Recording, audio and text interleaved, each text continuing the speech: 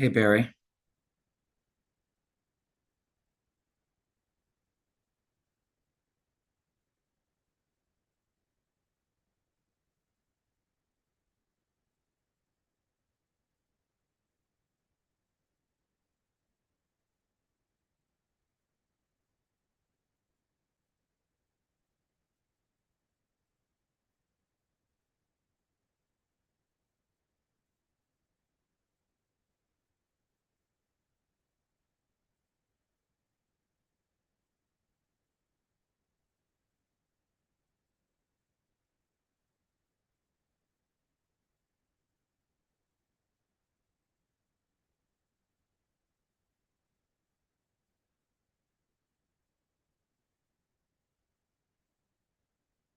Hey Mark, do you know who's in the room with them? Because they're muted. Yeah, it looks like Vanessa, Barry, and John. Okay.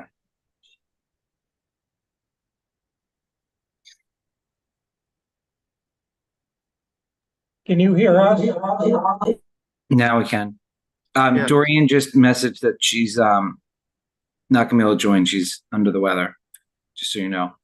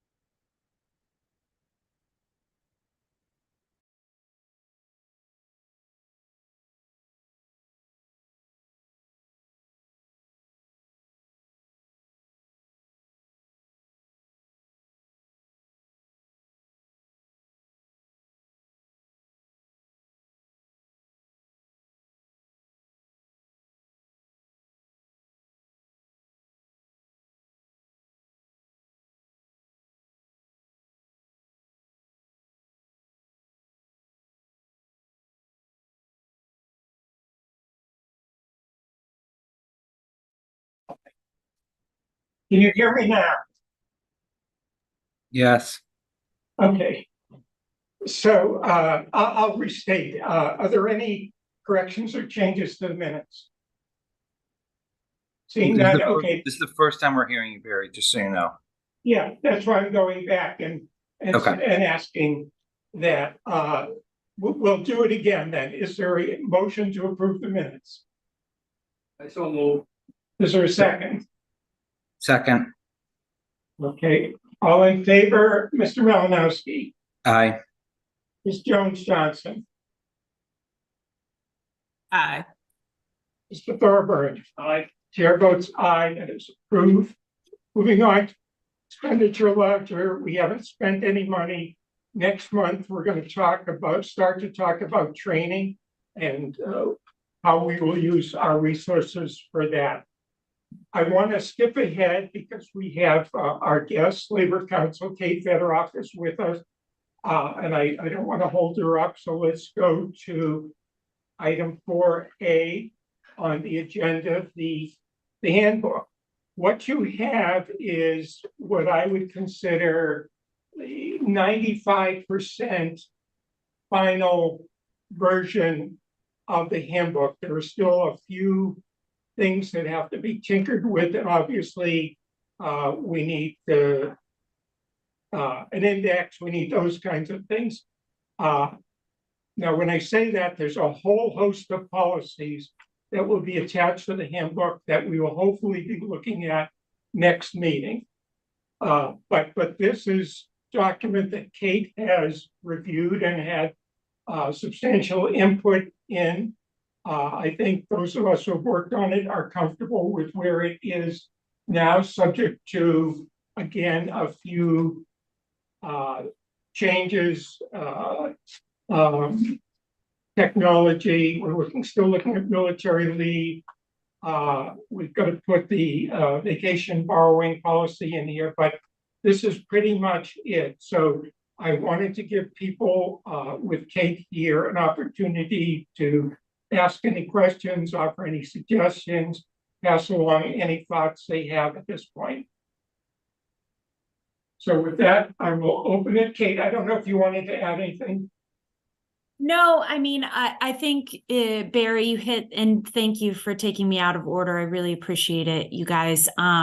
But I think you hit it right on the head that Barry, John, Vanessa, and I have worked kind of extensively and collaboratively to get to this final product. So I've put in all the disclaimers and the qualifiers.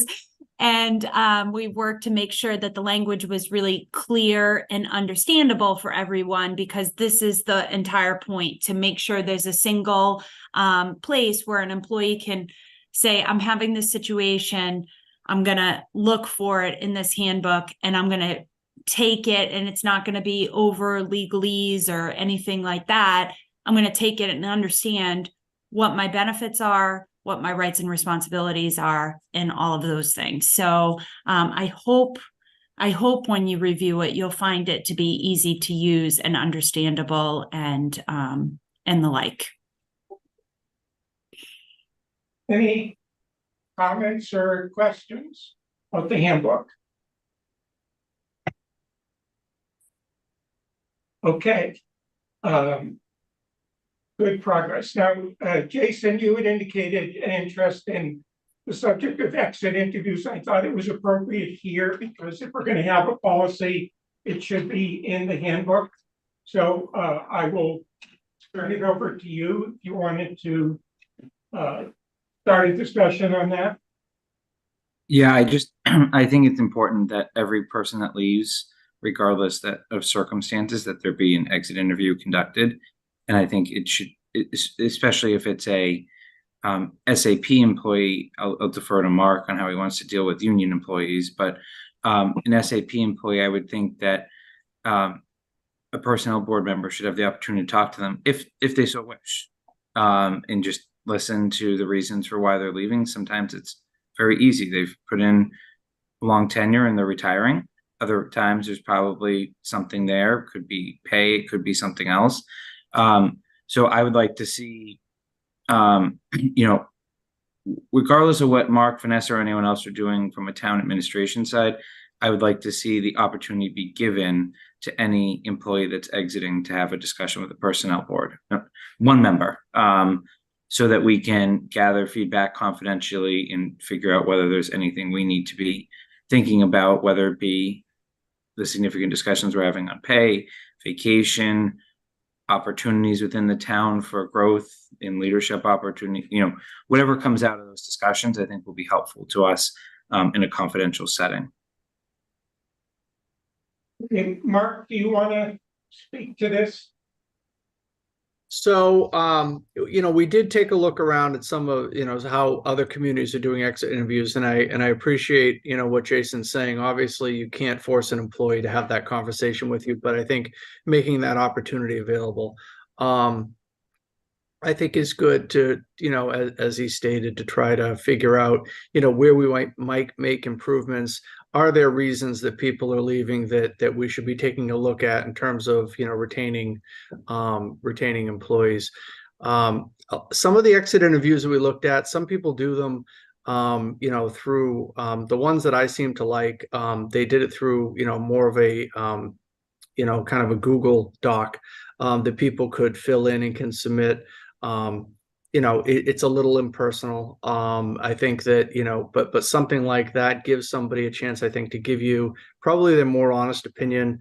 Obviously having the opportunity to have a conversation in person, I think is an added plus. I'm not sure why we would want to add an opportunity to meet with personnel board or a personnel board member. Because I would assume that that information that is provided through exit interviews is going to be funneled back through myself, through Ms. Hale, back to personnel board as the personnel director to kind of let you know, hey, we've seen a couple of people leaving lately. These have been the common threads. This is something that I think we should take a look at. So, I'm not sure that I agree that we should be, involving personnel board directly in exit interviews. I think personnel board should handle the policy, and I think that Ms. Hale and I, as well as department heads, and that should handle the administration of that policy. And I 100% disagree, because I think, unfortunately, sometimes the department head is the issue and the reason, and there's no opportunity for them in a confidential setting to provide that. Again, it's an optional opportunity. Like, they should do whatever you're doing now, and then they should be given the opportunity to talk to personnel board, because unfortunately I have received reach outs from some employees. I'm not going to say which group of departures, and that's what's informing kind of this comment. So I just don't think you're getting the real story in some instances, and this is not meant to be punitive in any way. It's meant to be helpful, so that we actually retain and develop talent. So again, it's a purely optional program. Obviously, if someone's retiring and had a great career with the town, they're not going to take us up on it. But if there's things there, I really don't like the Google form idea, because then that probably becomes a public record of some sort as well, depending on certain exemptions. But I just would like to give them the opportunity to speak to someone. And I don't know how many feel comfortable approaching members of the personnel board without kind of that extending the olive branch. So the board can go with wherever they want, but I felt inclined to raise it at this point. Other, John, go. Yeah. Jason, Jason, who would you propose to do these next interviews? Personnel board? One member. We can do it on a rotating basis, or you could just designate one member that would be the person to really listen and understand. And obviously that could rotate based on year, role on the personnel board, or obviously tenure. Like, some of us may term out and choose not to, stay, but that's how I would propose to do it. Can I ask a question? So, I have a couple of thoughts. So is then your idea, so what I'm understanding you to say, Jason, is that perhaps some of the employees are uncomfortable going to either Vanessa or Mark because it involves a department head, and I don't know, there's a perception of alignment or whatever. I don't know what it is, but they're uncomfortable going to them. So then if you understand certain things as a result of the exit interview, what would be your next steps? Because you're not the appointing authority, you know what I mean? So I'm just curious, is then the idea that you report it back to Vanessa as the HR ATA, or Mark as the TA, and they would take action or do an investigation? Like, I'm just curious. I mean, I don't think there's going to be, hopefully there's not an investigation. But I think we just had 5 or 6 employees leave in 2 months' time. That's a lot. Versus, like, in some years we've only had 1 leave, right? It'd be really hard to take that feedback and not you wouldn't be able to provide that in a confidential way, because you'd know only 1 person left, 1 person had an exit interview. Well, we know where, so my thought would be to, unless there's any true red flags, use it for purposes of discussion of, we've heard from employees when they left that our pay in these categories are not appropriate, right? To help inform our policy. obviously, if there were red flags from a situation of appointing authority, like that should be raised to Mark and or the appointing authority to deal with that. If there's probably nothing to deal with at that point anyway, so it's really more a matter of giving them an opportunity to talk about policy, and maybe we have to put guardrails around it too. Of we're here to listen to what we as a personnel board could be doing better to support employees. Obviously, with the delicate balance that Barry always reminds everyone of obviously we also represent the taxpayers. Okay, because here's my honest thought, and I take it for what it's worth. I don't know. Because I'm thinking if it's something like, Southborough has a terrible vacation policy and I really need more time, or I need flexible work, or I need more money. All of those things, I imagine if Mark and Vanessa heard those things from employees who were separating, they would bring it to you and say, we're having a recruitment and retention problem and we need to take a look at the SAP at the next town meeting. And I imagine that's what you do kind of on a routine basis, Mark, am I right? Whereas if it's something, operationally or worse, which would require the town to take action, I don't know if you're the appropriate body. I completely agree. We're not. Yeah. We're not. Nor do we want it. But I realize that's a potential. So I guess my question would be to Mark: how of the people that left in the last, call it 3 months, how many exit interviews were conducted? I think that formally there's been no exit interviews. We don't have a policy to do that. That doesn't mean the conversations, didn't occur, but there was nothing formal that was done, Jason. So that's the problem. Like, no one's having these discussions, and we're relying on potentially hearsay of why some people are leaving. So I would advocate that if we don't involve the personnel board, I'm not going to be offended, but at the very least, there needs to be a requirement that the town administrator offer an exit interview to every single person.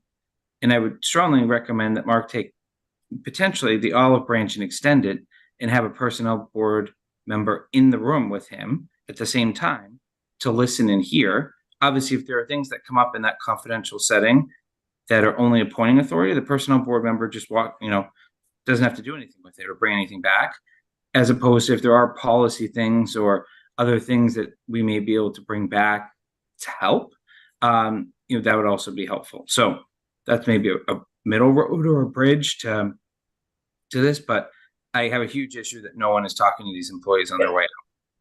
And I just don't understand why. Michelle, you want to voice your opinion? Yeah, I definitely would like to share. So I don't agree that we should be involving ourselves in exit interviews at this point unless there are significant issues.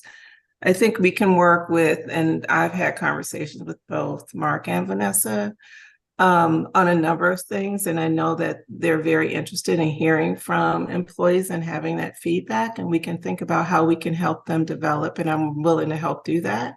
Maybe an engagement survey or something else that would allow us to get on a regular basis more feedback, not just from the employees that are leaving, but from the employees that are also here working every day. I just think it creates a really convoluted process to have personnel board members involved in what seems to be more of management's role in trying to work and build relationships with employees. And so I would challenge if Jason, you're hearing there are some issues there, then we give Mark and Vanessa an opportunity to come up with some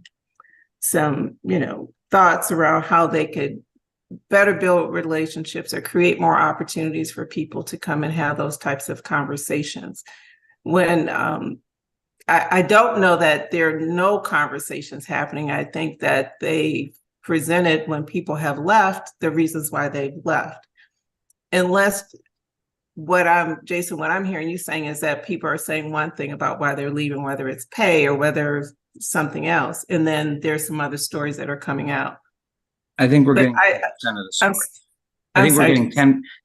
getting 10% of the story on that point. Okay, so I think I think it's easy enough to create a process, so a policy and a process around an exit interview. Give people the option to talk with either Mark, Vanessa, or together. If there's some need for some other additional support, I'm happy to help to work with both of them to do that. But I think it really is not in our best interest to encourage employees to circumvent and come to the personnel board without having had the opportunity to have those conversations with Vanessa and Mark first, or whoever might be deemed the appropriate person.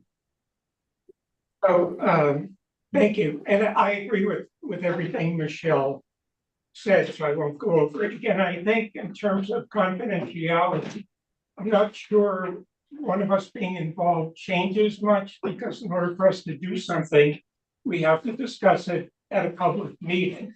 So it's no different whether the personnel director is reporting something to us or a member of the board is bringing it up. It still has to be done at a public meeting. So in any event, but I do like the idea of a policy that says all employees will be invited to do an exit interview.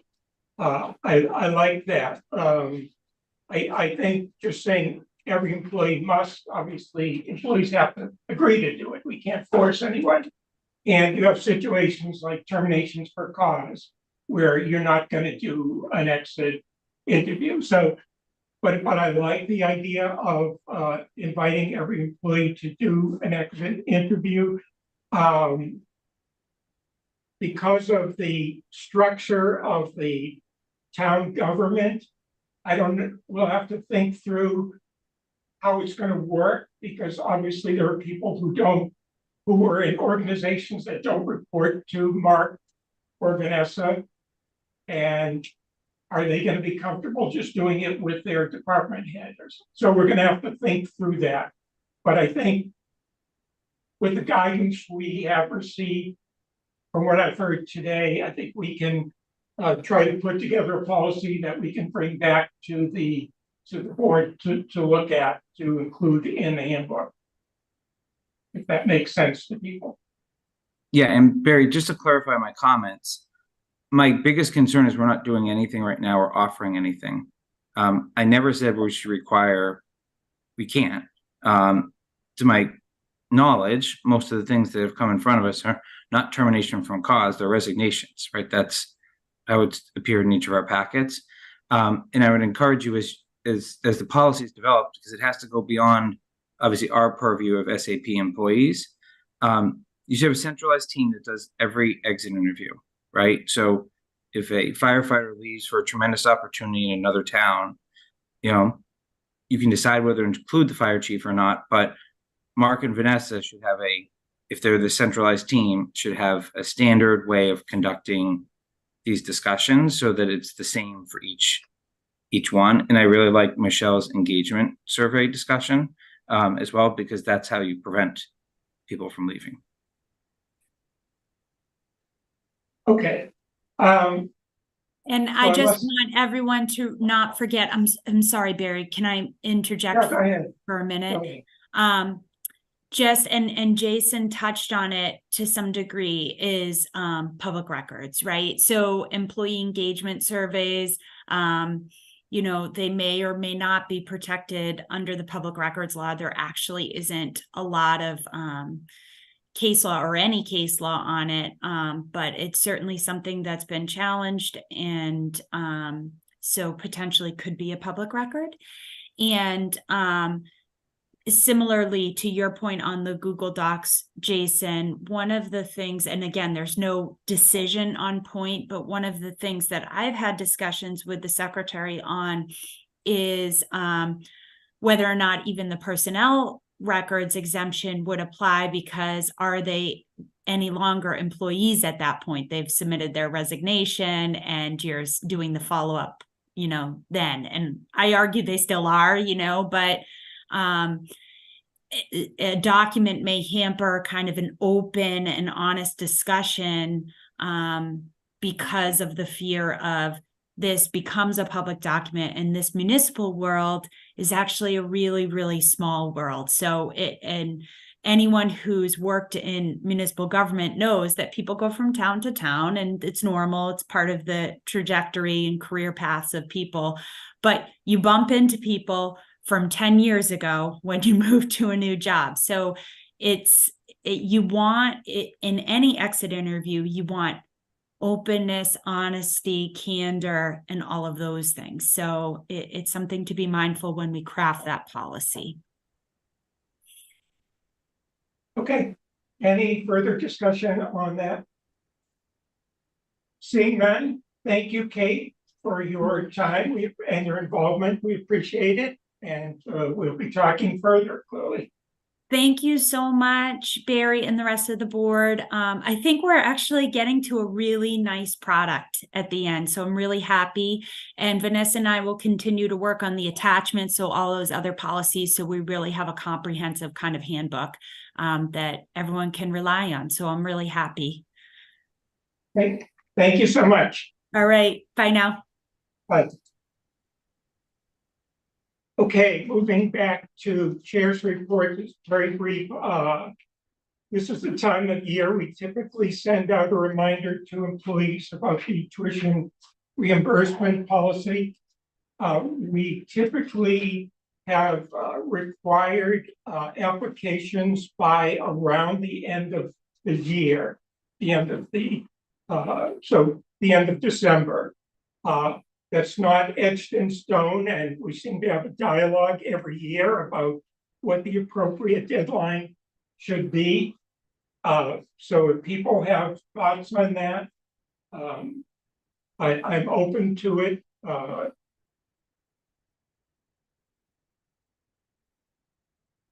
Seeing none, okay, we'll move forward with the end of the year. Okay, Assistant Town Administrator report. Vanessa. Thank you. As noted in your packet, we're very happy to report 2 of our new employees started on actually this past Monday morning. First one is Kelly O'Brien, who is the full-time business administrator in the building department. The second one is Emily Beechin, who is our new payroll and benefit coordinator, taking the place of Kristen Haas. So we're very busy onboarding both of them, and very happy they're here. Okay. Thank you. Any questions? All right. Jumping back to 4B. So this is just a continuation of the discussion we started at the last meeting about SAP amendments. On page 49 of the packet, you have just a listing of the ones we went over but did not vote on at the last meeting. And then the subsequent documents are, the first one would be the grid with the total of 4.5% increase. So the 2% steps and 2.5% COLA that we discussed, the 4.5% that we approved at the last meeting.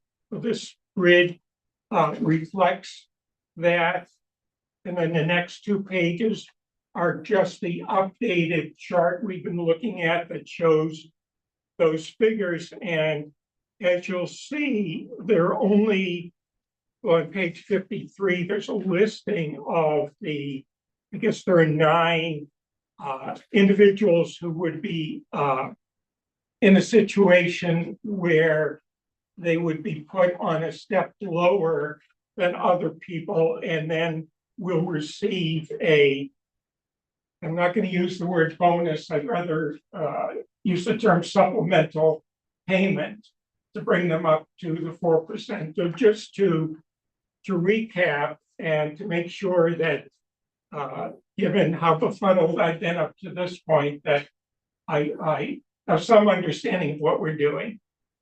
So essentially everyone will be treated as if they got a 4.5% increase and then placed on the grid at page 50 at the step closest to but not below where that brings them, except for those people who, as it turns out, are within 15 cents an hour of the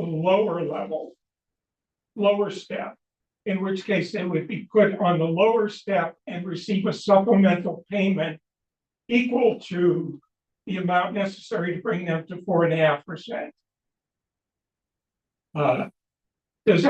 First of all, does everyone agree that I've stated it correctly, how it would work? Yes. And anyone have any questions about that? Okay, so I'm going to put off formally voting on all of the SAP amendments probably for next month, but I think from what I've heard, we're all on board with what's on page 49 and what's on page 50. Obviously, we will have to, and I'll draft something for the next meeting, adopt a policy to advise employees how it's going to work in terms of placing them on the grid, so employees know that. And I don't know, I'll have to speak to Brian whether he'll have to communicate with department heads on how they do their budgets. For certainly for departments that are affected by the supplemental payments. All right.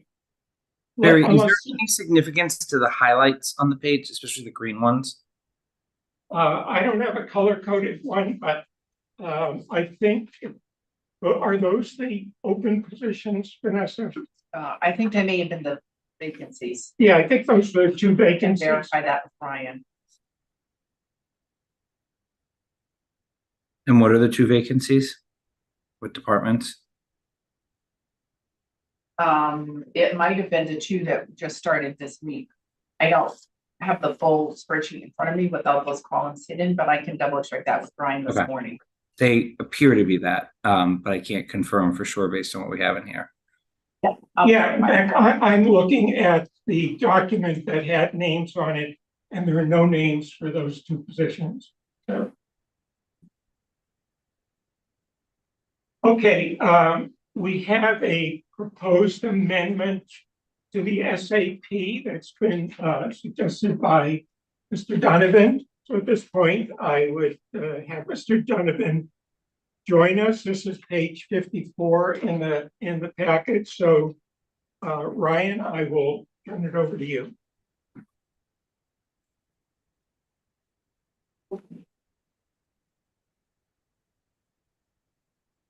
Hi, everyone. Good morning. Good morning. I figured I'd try to be here instead of zooming in the last minute. The memo that's in page, it was 55, right, Vanessa? 54. 54, thank you. That kind of outlines what happened. I spoke with the consultant during the pain classification study. I think this was just an omission. Vanessa had asked me why it was removed, and I actually can't answer that question. I don't know.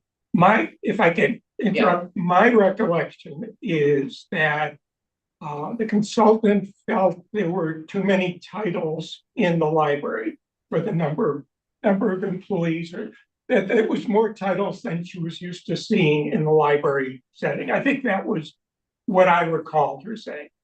So yeah. I mean, we have 20 employees working currently, and there are 8 job titles. I mean, I think for a lot of the smaller departments, every individual has their own job title and description, right? There's some multiple roles filled under one position when it's part-time. And this was the part-time job title that had the most people. About 6 of them are associates.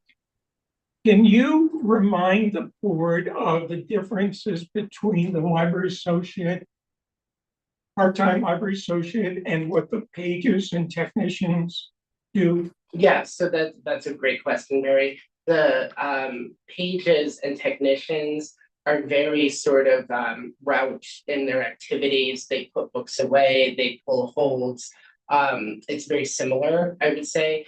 technicians were differentiated because pages have kind of exclusively become high school students who work at the library. So their job is more temporary, I would say. They do work at the library usually for 2 to 3 years. Sometimes they continue through college on a more seasonal basis.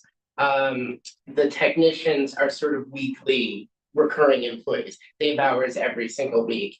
The associates have higher responsibility. They participate more in sort of delegated full-time workflow. So they do kind of background processing. So when we get books in, for instance, we have to physically label the books. We have to cover the books. Again, I don't want to go into every single thing we do when we get new books, because I could go on and I don't want to take up your time. But they also get a building key, and in the absence of the associates also, I can't have a supervisor at all service points in all areas of the library because we're covering a teen room, a children's room, and the main floor. So the associates were kind of given more authority. They have building keys. They sometimes staff those service points alone. The technicians and pages do not. Are there questions for Ryan? Okay, I don't see, go ahead, John. I've got the current SAP. I don't see that position listed in that either. That's what he's saying, that Yeah. it was changed from the last SAP. It was taken out of the last SAP. It's not in the current one, and Ryan wants to put it back in. Many years ago too, this job was called library assistant, and we have a full-time library assistant. And there was a lot of confusion sometimes in conversations that I had with Vanessa and occasionally on Mark on which exactly what job we were talking about. So the idea was to give it a separate title so that we knew we were talking about the part-time employees. So a lot of this was for clarification. So I respect the consultant's feedback on that there are a lot of titles at the library, but I would just say there's a reason why there is. So that was where we came to with that years ago. Where's the job description for this position? I have one, I can provide that. The non-revised one is on the library's website right now. Yeah, we had previously approved the job description for that position. Correct, and that's going to be part of the revised library job description packet. But we are looking at the full-time library assistant as one that has its own job description, and the part-time associates will have their own job description. And it is very easy to see, I think, when you read through the job descriptions, like it's referenced that it's a full-time job for the assistant, part-time for the associate. So that helps clarify. I'm sorry, I don't have the descriptions here, but I can provide those. You're going to get them in a future meeting because I have 8 of them that I'm turning in, and I'm happy to say they're almost done. So We know the process. Yes, we look forward to seeing those. Let me put it this way, does anyone have any objection to this, to adding the associate back in? And if not, what I'm going to do is just include it with the other amendments we discussed, and we'll present them as a package and vote on them at the next meeting. So I think you can feel comfortable that we will be acting on this at the next meeting. okay, thank you. I appreciate your time. I know you guys have a lot to do. So Okay. And we'll be speaking with you again in a minute. yeah. Do you want me to stay here? I'll stay here. You can. Yeah.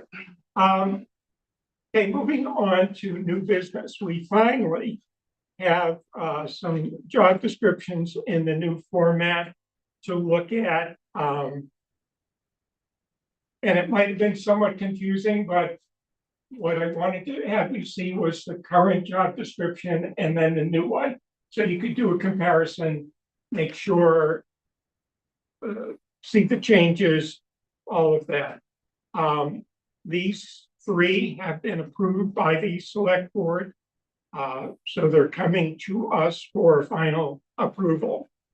We have the assistant town administrator, executive assistant to the select board, and the business administrator 1 position for the town administrator select board. Are there any questions or discussion about these job descriptions? I have a few. Go ahead, Jason.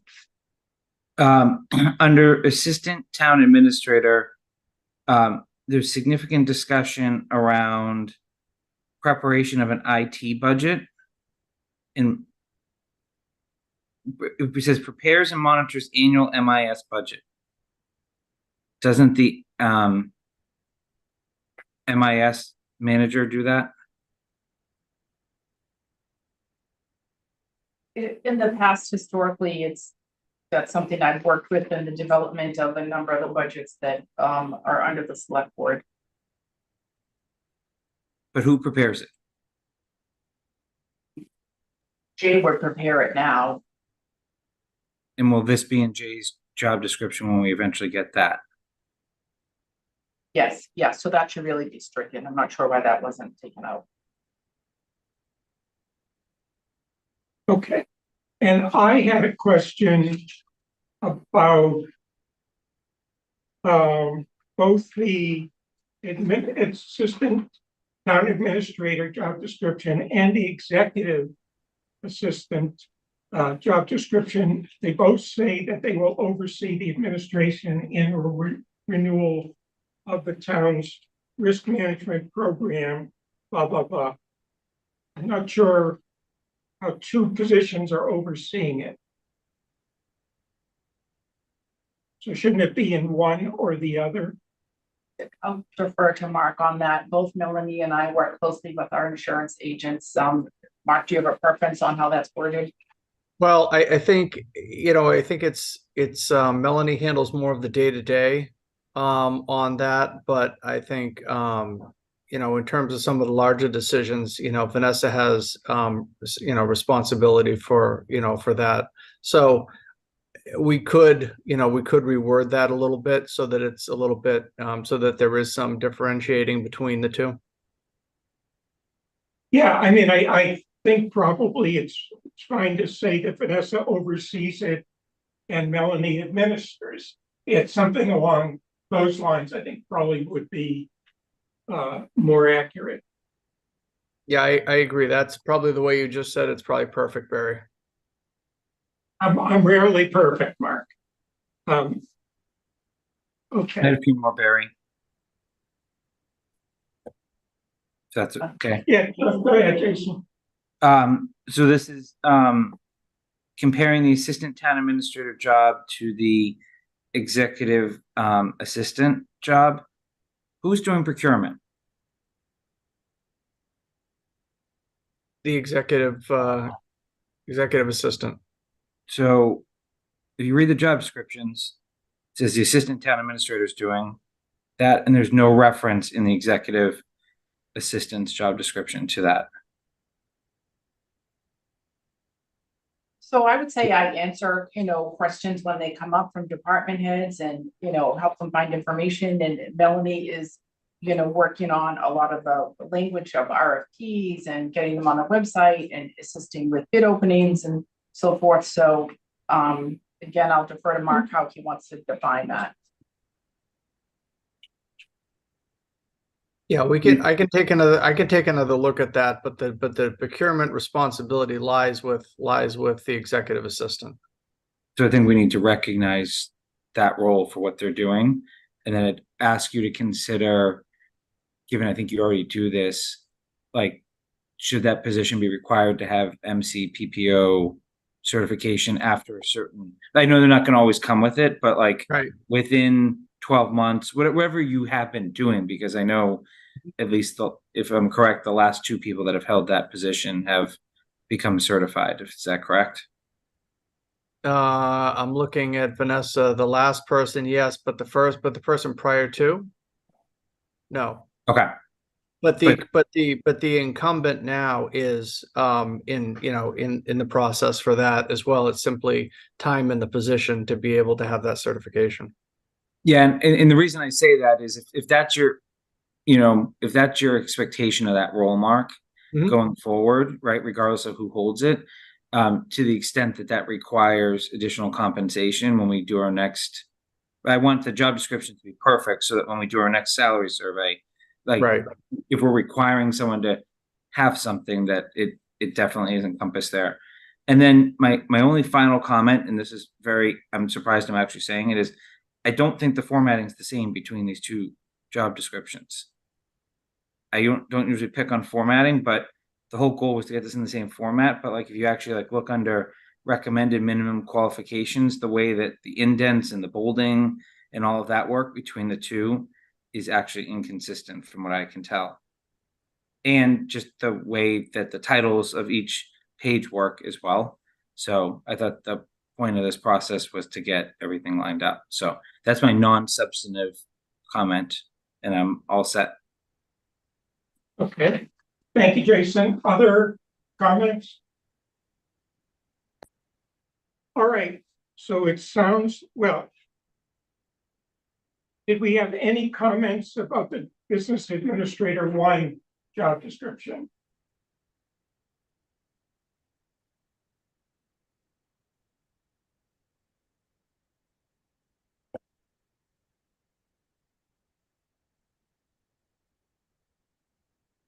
I'm not seeing any.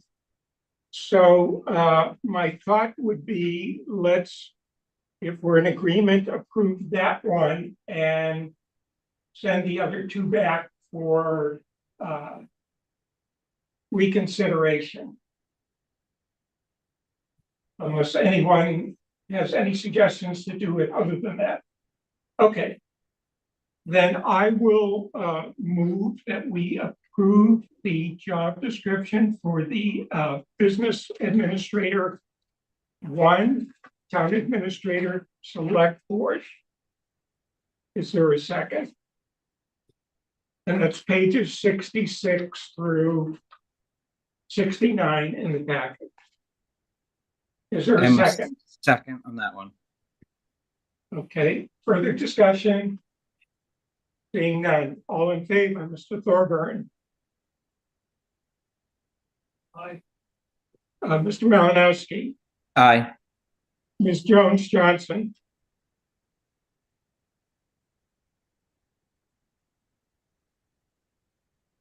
We didn't hear you, Michelle. Oh, I'm sorry, aye. thank you. Chair votes aye. That is approved, and I think we need to get a few revisions to the other 2 before we vote on them. So we will move on from that. All right, item 5B, and we're back to Mr. Donovan. And again, we have another memo in our packets at page 73. And the relevant policy is at page 74. Ryan? So, yeah, this one, I would say maybe is a little bit, probably you have more feedback on this one than the associate one being placed back in the SAP. This one was in a review of the policy that was created about the evaluations. I have received feedback from the technician staff in the new SAP chart. Pages and technicians are graded. They're basically like the same position. They're now getting similar pay. I still think it's worthwhile to separate them out for the reasons I listed before. You know, the pages are high school students. They work for a limited amount of time. One of the technicians who's in the role before we created the technician position has worked at the library since 2015. So that talks about the longevity of that particular employee. They're confused every year when I sit down to do evaluations with them, only because their role is so limited. They're really not engaging in professional development. I mean, these people come in typically in the morning and they're putting back books, they're pulling holds. They have sort of a very set amount of responsibilities, and they're usually only there for once, maybe twice a week.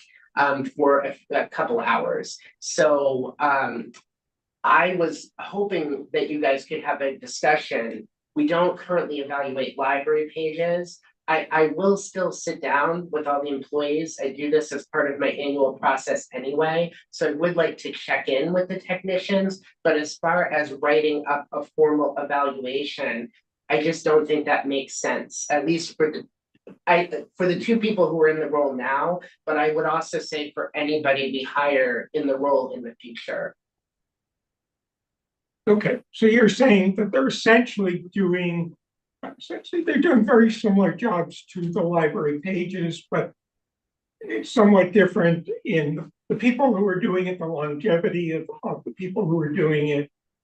So there's no good reason to treat them differently from the library pages. Or at least similarly, because I think like that by default, the technicians have more experience because they end up working at the library more. So there are things that they're occasionally tasked with that I would say are outside what we could give a page, right? The technicians though are there during the day. So like one of the things they deal with is we get delivery bins as part of our interlibrary loan process. These staff members routinely help us with delivery, but the pages are in school during this time. So that's like one example, I would say, of a task that again is very similar to what a page does, but the technicians they have that experience, they have that role during the day that the pages don't get. So. Okay. Is there discussion? Questions?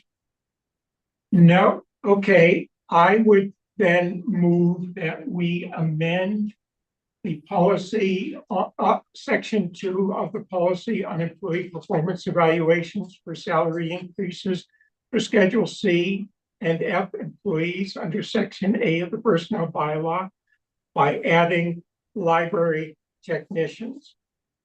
Is there a second? Second. I just wanted to make a quick comment that we could update this policy while we're at it because we no longer have, Right. the old Schedule C, et cetera. Yeah. So we'll get back to that. But for now, we'll just deal with this issue. So we have a motion and a second. Is there further discussion? Okay. We'll have a vote. Mr. Malinowski. Aye. Ms. Jones-Johnson. Aye. Chair votes aye. Mr. Thorburn has left the room, so the motion is approved. I will just mention, I still do have the most evaluations to do out of any department head, but I do appreciate that this takes a little bit off my plate, but that was not the intention. It's really feedback I'm receiving from the employees that get evaluated. And honestly, their evaluation year to year is looking the same every year. There's not really a lot of room to do more. So thank you. I appreciate you. Thanks, Ryan.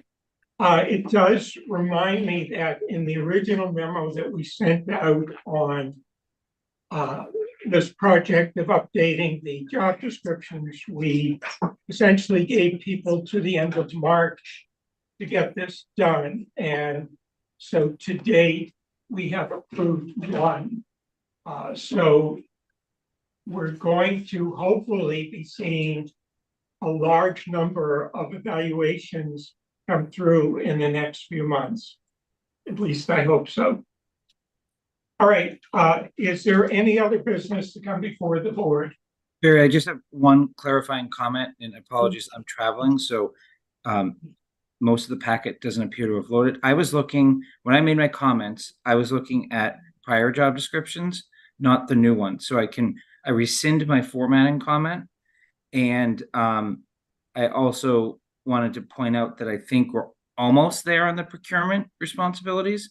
I think the executive assistant, I would actually be willing to vote today, but if you don't want to go back to it, totally fine. But I do think Mark just needs to quickly check the assistant town administrator job description, because it says MCPPO preferred, but then we're requiring it for the individual that reports to them. So I don't know if that's appropriate or not, but I think in kudos to the team, I think most of my comments are already resolved. So this should hopefully be a very quick resolution.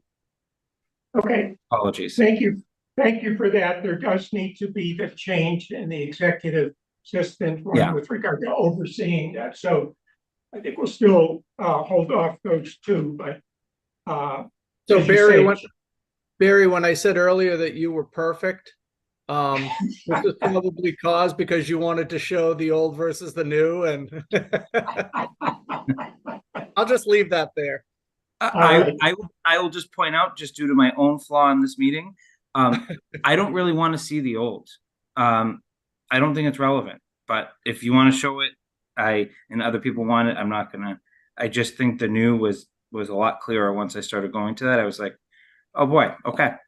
Yeah, I think maybe for the purposes of illustration for this first few, it was Yeah, fine, but I think I agree with you moving forward, but I'll defer to Barry on that.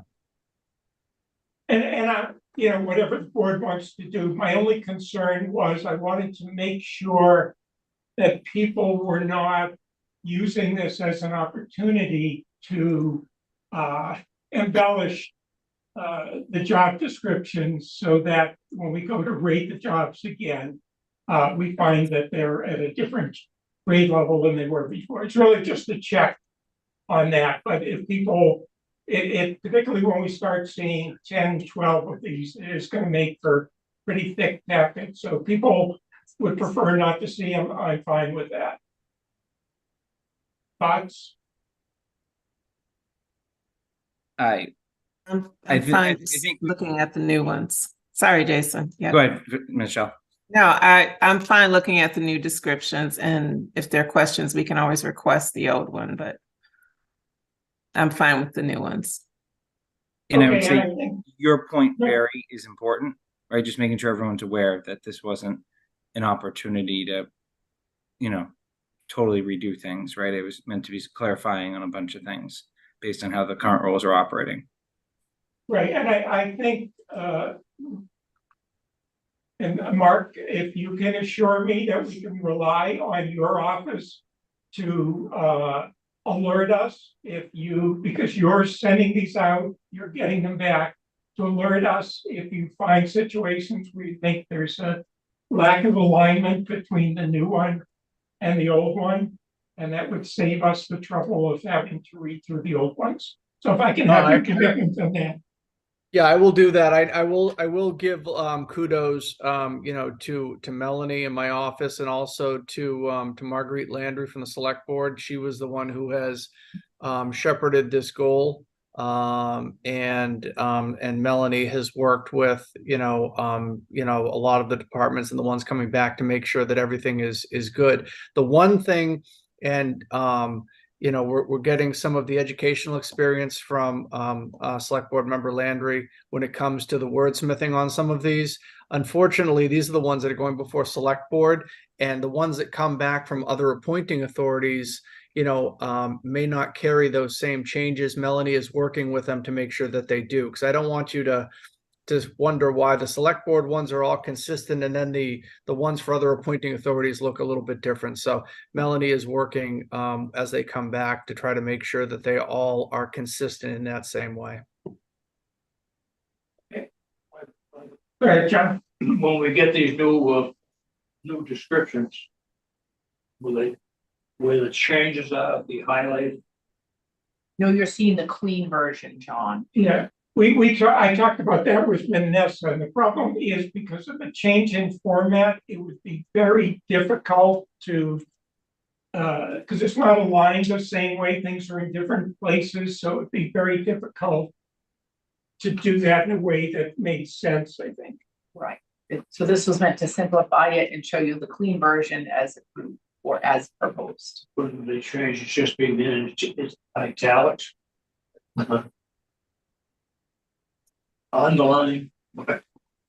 I mean, the way I look at it is, let's forget that there's an existing job description and it's like someone came to us with a new job description that we're approving. So what the old one said, assuming that Mark and his people have done their job and made sure it's consistent with the old one, we should only need to look at the new one. We shouldn't care about what's in the old one, I think. Okay. All right, any other business to come before the board? Is there any public comment? Seeing none, our next meeting is scheduled for December 13th. Do we want to schedule a meeting for January?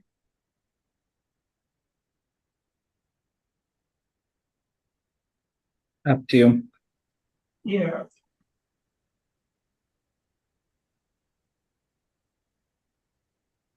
So we would, our normal day would be the 10th.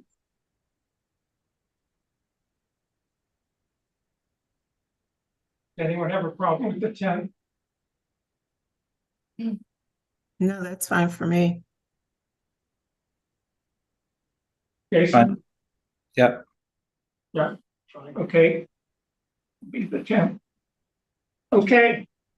I'll now entertain a motion to adjourn. So moved. Okay. All in favor, Mr. Thorburn? Aye. Mr. Malinowski? Aye. Ms. Jones Johnson? Aye. Chair votes aye. We are adjourned. Thank you all very much. Thank you. Have a great holiday. You too.